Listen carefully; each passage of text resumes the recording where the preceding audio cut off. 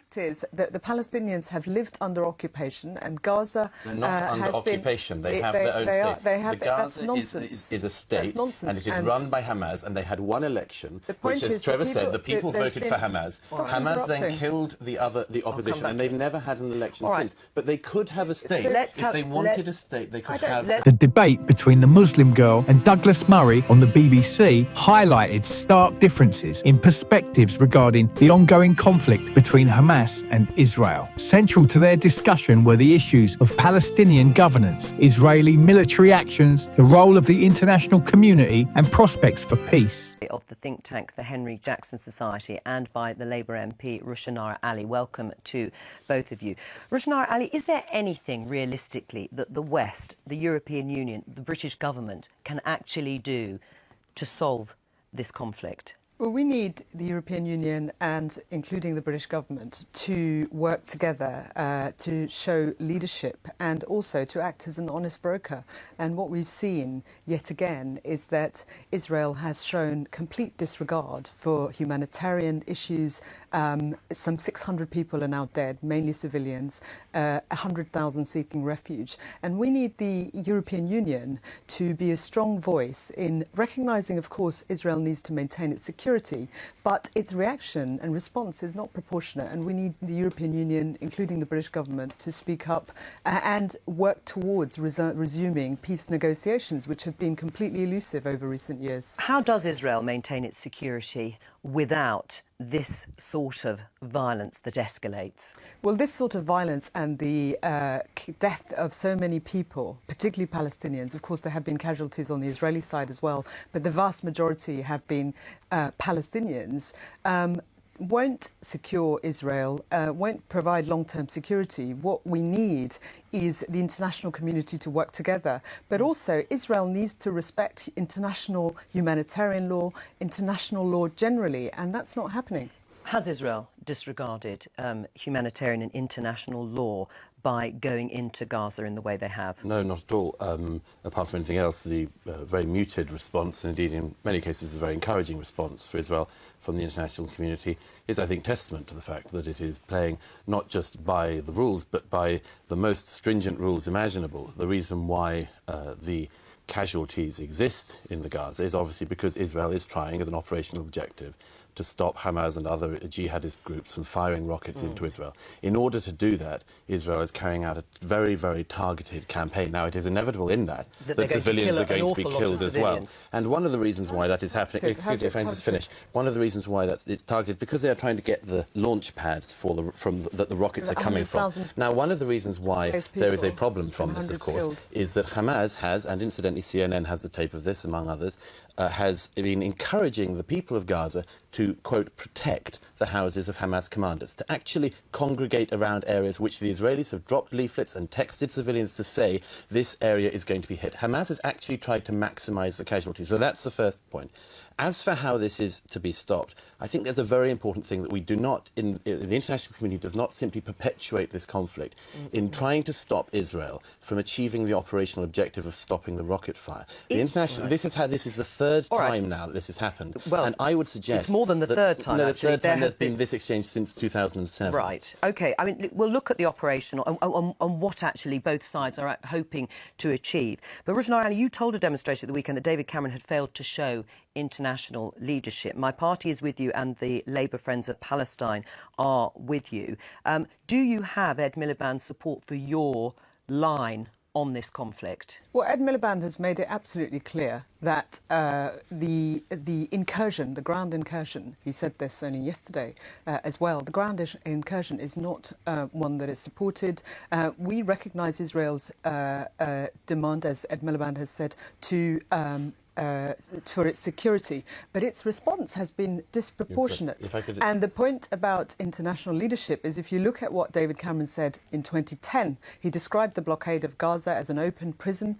Gazan people are suffering, and what there seems to be a collective amnesia. Is that the fault of Hamas as well as Israel? Of course, these groups. The point is that the public the public, Palestinians are suffering, and the international community has a responsibility to respond to the needs of those people. I must just ask you, Douglas Murray, One of the contentious points was the characterisation of Gaza's status. The Muslim girl argued that Gaza is not under occupation but is governed independently by Hamas, citing the 2006 elections where Hamas won a majority. She pointed out that Hamas subsequently sidelined political opponents, preventing further elections and consolidating its control over Gaza. This perspective challenges the commonly held view that Gaza remains occupied by Israel despite its unilateral withdrawal in 2005. On the issue of operations, the last 10 years there have been a series of ground and air operations by the Israeli Defence Forces on Hamas, and there are at least half a dozen of these. The rockets still continue to come into Israel. So the argument could be,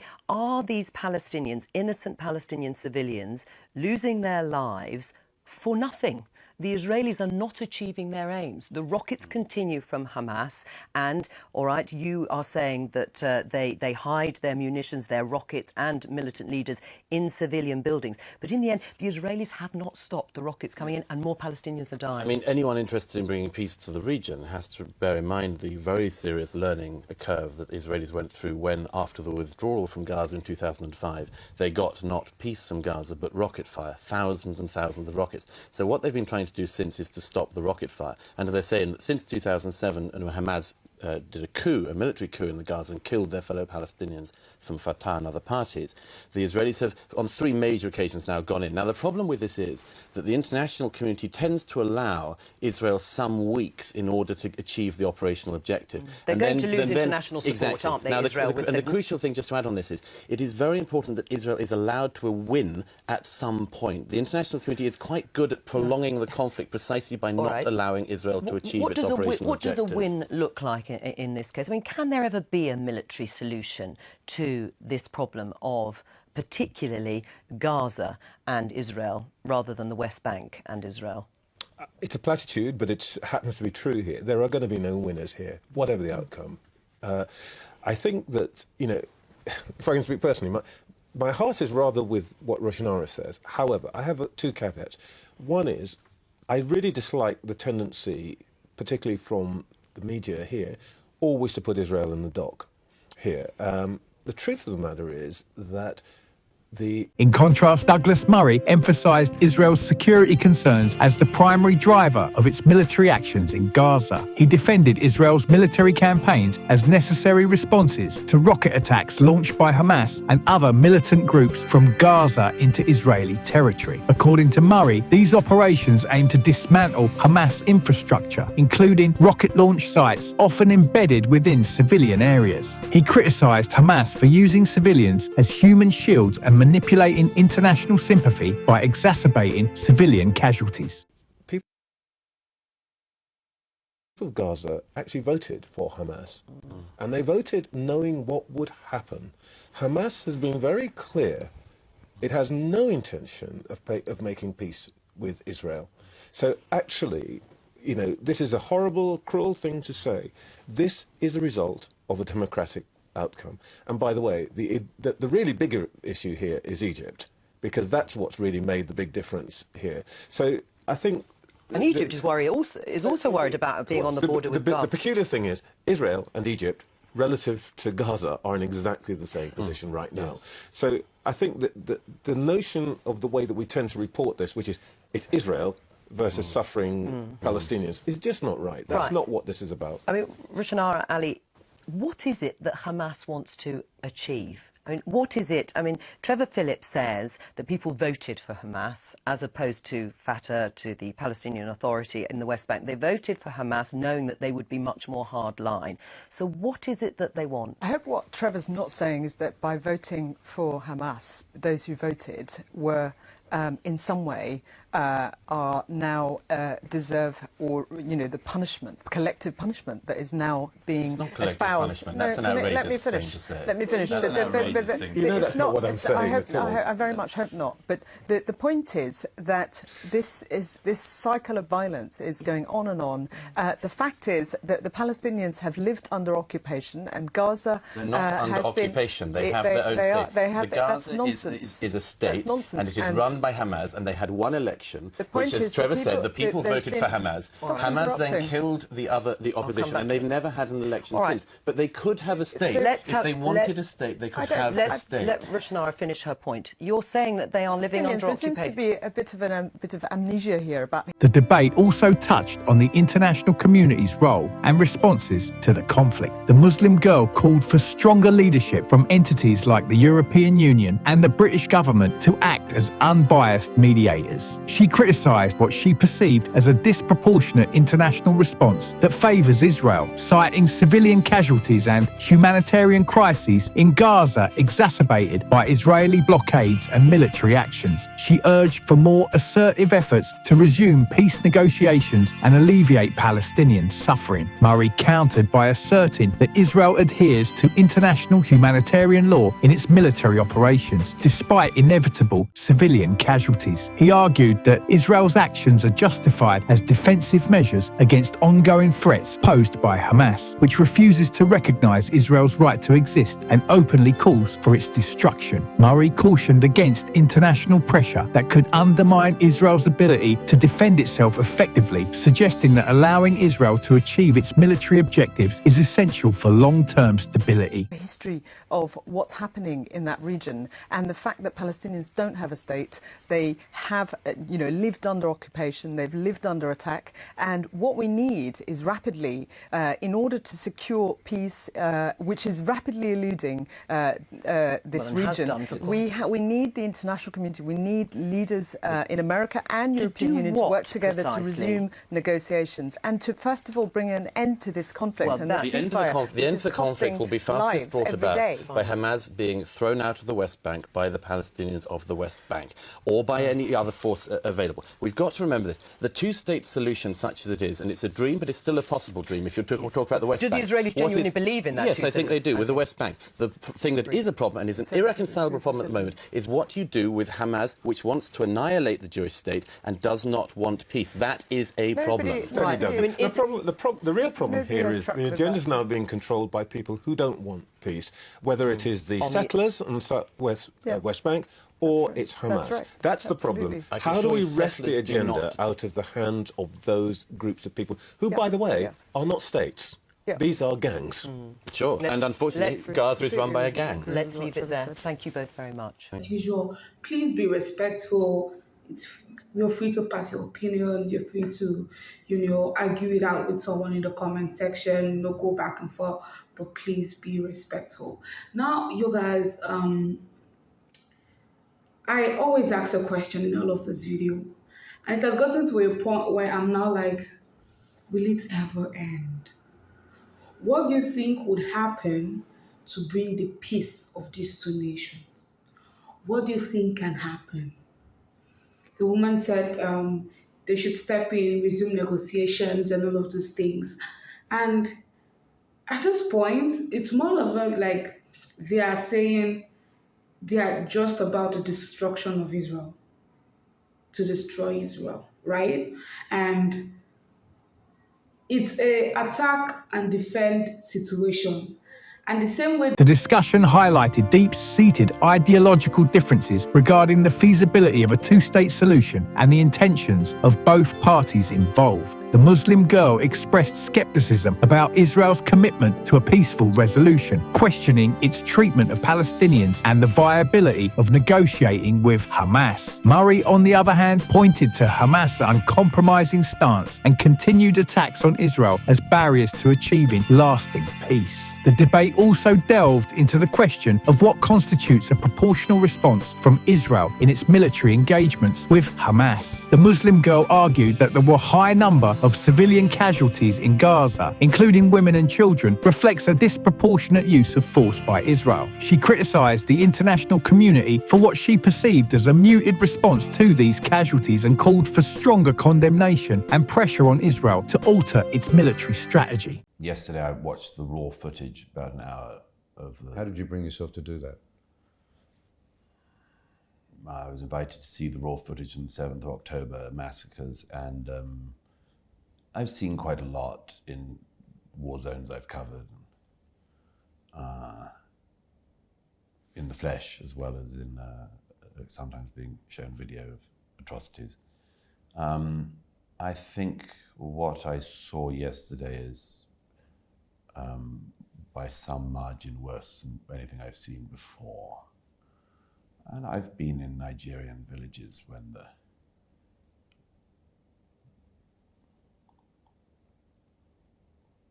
a suicide bomber goes into the church on a Sunday and blows everyone up.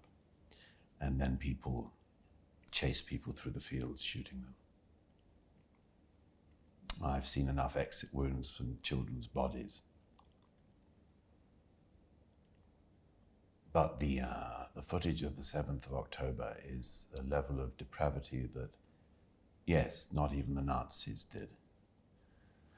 Because the whole time they're massacring, and I think the film was we saw about 10% of all the bodies that Hamas, the people that Hamas killed that day. Throughout the whole thing, the Hamas fighters are in a state of utter elation. Utter elation. Were the Nazis in a state of utter elation as they gassed the Jews? Even the descriptions of the Einsatzgruppen, who were shooting Jews in the back of the head in trenches, to fall into trenches, grave pits that they'd made the Jews dig for themselves. Even when you read the accounts, both from the very, very few survivors and from those who witnessed it and those who partook in it, say that the soldiers had to actually be, weirdly enough, protected from their acts by getting incredibly drunk in the evenings and trying to forget what they'd been made to do. The Hamas terrorists are utterly elated and delighted by what they're doing. I said this yesterday, but I really don't want to hear Allahu Akbar shouted again on my streets. It's a war cry. The Hamas terrorists are shouting Allahu Akbar all the way through, as they are using a shovel to decapitate a young man. With every blow of the shovel, they shout Allahu Akbar. When they go in to rape and murder all these young women in a room, they're shouting Allahu Akbar the whole time. When they find a young woman hiding under a table, pretending to be dead, and they realize she's alive, and they begin killing her, they're shouting Allahu Akbar all the time. And they're so elated. And they phone home. We've got the telephone calls now. They phone home. One disgusting young Hamas guy shouts from the phone of one of his victims, his father in Gaza, saying, "I have killed with my own hands 10 Jews. Your son has killed 10 Jews." And the mother is put on the phone and they're all shouting Allahu Akbar and they're so proud of him. Indescribable. That's what we're facing. And so when the world sees hundreds of thousands of Muslims marching against Israeli actions in the Gaza, they either agree with what Hamas did and like it, and an awful lot do. We have an awful lot of predominantly Muslims in Australia, Britain, Europe, America, who like what I've just described. They're on board with it, and they'd like to do it to the 7 to 8 million Israelis. So people either like that and want it, or they're totally ignorant of this, or they think that in the wake of that, the Israelis should just simply sit back, take it. And I don't think... Or if they must respond, it should be proportional. Which, as I always say, as I said in the week since the massacre, would mean that the Israelis should go in and, for instance, take a shovel and behead a young Palestinian man for every Israeli man. Do they really think? Does anyone really think that's what would happen? That would be proportional. Proportional would be a group of Israeli soldiers finding precisely the number of young women in the Gaza that the Palestinians found in the south of Israel, and raping precisely the same number of women, and then abducting them into Israel and spitting on their bodies and much more. And rounding up a 6-year-old boy. And that's not what the Israelis are going to do. That's not what they're doing. In contrast, Douglas Murray defended Israel's military actions as necessary measures to protect its citizens from indiscriminate rocket attacks launched by Hamas. He emphasized that Israel goes to great lengths to minimize civilian casualties, often providing warnings to civilians before targeting militant sites. Murray attributed civilian deaths to Hamas' deliberate strategy of using densely populated areas for military operations, thereby endangering civilians and exploiting international sympathy. The debate touched on the broader geopolitical implications of the conflict, particularly concerning regional stability and the role of neighbouring countries like Egypt. Both participants acknowledged Egypt's role in mediating ceasefire agreements and managing its border with Gaza, which impacts the flow of goods and people into the territory. Murray highlighted Egypt's security concerns regarding Hamas and its potential to destabilise the region, underscoring the interconnected nature of regional dynamics in the conflict. Regarding the prospects for peace, both sides expressed scepticism about the feasibility of a lasting solution under current conditions. The Muslim Girl advocated for renewed international efforts to revive peace negotiations, emphasising the humanitarian imperative of alleviating Palestinian suffering and addressing root causes of the conflict. She called for inclusive dialogue that considers Palestinian grievances and aspirations for statehood, challenging Israel's policies and military actions. Now, let's talk about the Hamas-Israeli war, the US-backed ceasefire proposal. The negotiations there are continuing. Hamas has sent back an unworkable counteroffer. Even the US Secretary of State Anthony Blinken acknowledges that the war's going to go on with that unworkable counter from Hamas. They're refusing to agree to a plan that would include the release of hostages in exchange for a ceasefire. But it's worth noting, Douglas, that the Biden administration has the likes of National Security Advisor Jake Sullivan, who has said some of the amendments proposed by Hamas are minor and anticipated. It's almost like he's negotiating on their behalf. So much for not negotiating with terrorists. It seems the Biden administration has some who are negotiating on behalf of terrorists. Well, you know, I find this latest round of peace talks to be an extraordinary set of events. Israel is trying to get the remaining hostages back. It performed, or the IDF performed, Special Forces performed an extraordinarily impressive raid this past week in which they rescued four of the poor Israelis who were stolen from the Nova party on the 7th of October last year and have been tortured and more in captivity all the last 8 months. So the Israelis want to find a way, of course, to get the hostages back. With the Americans and other interlocutors, they've got this plan, and this plan would bring an end to the war. Now, who is the party that refuses to bring an end to the war? It's Hamas.